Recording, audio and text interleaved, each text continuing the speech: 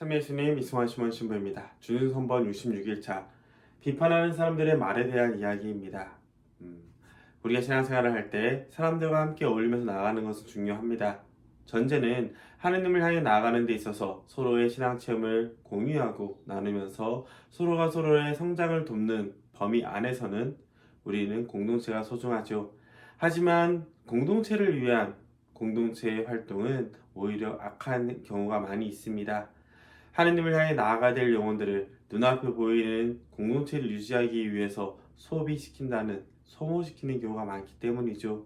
그런 점에 있어서 우리는 신앙생활을 할 때 사람들이 나에게 해주는 모든 말을 모두 하느님의 말씀으로 듣고 받아들여서는 안 됩니다. 사꾼과 일꾼을 구분하는 것처럼 또 하느님의 사람과 마귀의 이야기를 구분하는 것처럼 우리는 식별하는 가운데 따라야겠죠. 그렇다고 내가 마음에 드는 사람의 이야기만 듣고 나랑 친한 사람들의 이야기만 듣는다면 객관적인 판단은 쉽지가 않습니다. 객관적인 판단, 정량적인 판단, 정성적인 판단, 여러 가지 기준이 있지만 중요한 것은 그래서 우리가 정신 승리만 하는 것이 아니라 실제 어떤 행동을 했고 어떻게 살아가고 있느냐가 중요할 겁니다. 준준선범은 중세시대 때 쓰여진 책이기 때문에 세상에 대해서는 너무 많은 걸 포기하라는 식으로 표현이 됩니다. 그만큼 하늘나라에 대한 희망과 꿈이 가득했다는 뜻이겠죠. 반대로 지상세계에서 하느님이 주신 선물들을 외면하는 경향이 있습니다.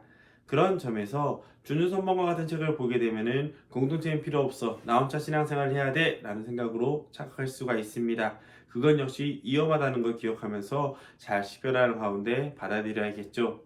오늘 내용은 사람들의 말에 의해서 좌지우지 되지 말라는 뜻입니다. 우리에게 이야기해준 사람 참 많을 거예요. 하지만 잘 보십시오. 여러분들의 신앙생활을 정확히 아는 사람이 몇이나 있을까요? 또 여러분들이 자신의 이야기를 직접 나누었던 사람들이 몇이나 있을까요? 혹시나 사람들은 가십거리로만 생각하거나 자신들에게 유리한 쪽으로 이용하려고 하지 않을까요? 하느님을 향해 나아가는 사람들은 모두 다 부족한 죄인이라고 표현을 하죠. 하지만 이 죄인임을 알기 때문에 겸손된 자세로 하느님께 다가가고 의탁할 수가 있습니다.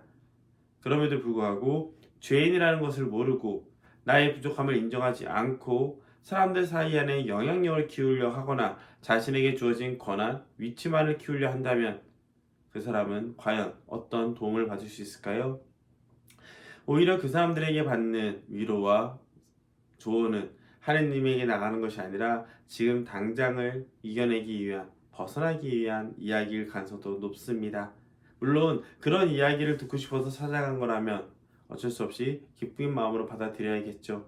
하지만 그런 감각적인 위로에만 너무 머물다 보면은 정작 흔들리지 않는 우리의 마음의 중심을 키워낼 수 없다는 것도 기억하면 좋을 겁니다. 그렇기에 제가 선택한 문장은 내 평화를 사람들 입에 맡기지 마라. 그로 인해 내가 다른 사람이 되는 것은 아니다. 라는 말이에요. 사람들의 말 한마디 한마디에 제가 휘둘리다면 그것은 제가 하느님이 아니라 또 나 자신의 삶이 아니라 사람들의 삶을 살고 있다는 뜻밖에 안 되겠죠. 사람들의 기대를 충족시킨다? 좋은 거겠지만 충족시키면 충족시킬수록 그 사람들은 쟤는 원래 저런 사람이야 라고 낙인을 찍어버립니다. 결국 성장하는 사람, 변하는 사람, 시대의 흐름에 따라서 하느님의 뜻을 전하고 살아가는 사람이 안 된다는 것이죠. 우리가 신앙생활을 잘하기 위해서는 주변의 환경의 변화에서도 불구하고 내 안의 중심에 하느님을 두고 흔들리지 않는 뿌리를 내려야 되기 때문입니다. 그런 점에서 마음의 모든 불안과 오간의 혼란은 절제 없이 아무거나 사랑하고 헛되이 아무 것이나 무서워하기 때문입니다.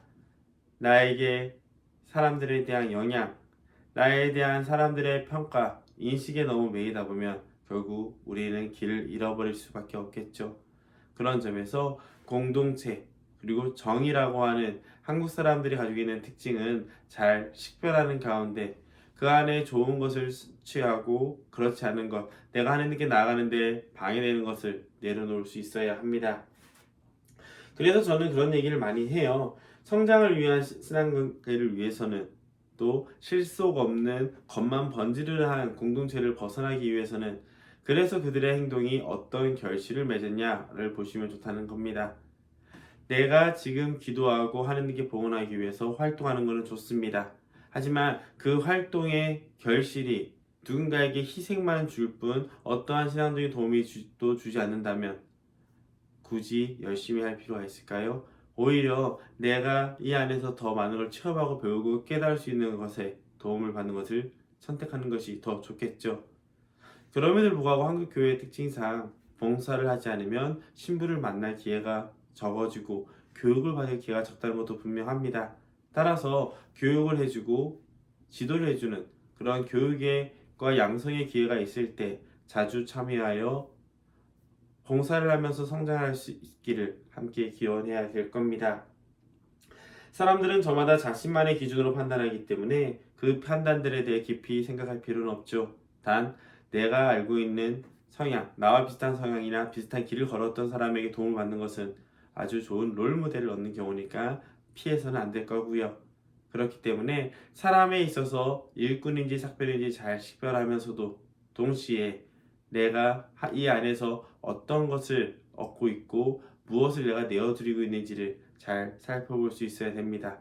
하느님께서 우리를 행복하기를 바라시지 단순히 막연한 희생만을 바라지 않는다는 것, 그리고 우리의 희생을 바라신다면 더 큰 선물을 주시기 위함이라는 걸 기억하면 좋을 것 같아요. 하지만 그런 하느님의 좋으신 마음을 이용하여 사람들에게 왜곡해서 전달하는 이들은 어느 정도 식별하는 가운데 거리두기를 잘 하셔야 될 겁니다. 그리고 혼란의 시기가 왔을 때 그 혼란에 같이 허둥지둥 되기보다 내 안에 하느님의 마음을 하느님의 사랑을 뿌리 내리고 굳건하게 성장시켜 나가면 그 사람들이 혼란에 지친 사람들이 찾아왔을 때 품어주고 이끌어줄 수 있는 그런 모습이 오히려 사랑의 모습이 아닐까 싶습니다. 오늘 내용 사람들에게 흔들리기보다 결실을 통해서 사람들에게 정당한 평가를 받고 또한 그 길을 걸어가고 볼 줄 아는 사람의 도움을 받는 그런 신앙생활 할 수 있길 바랍니다.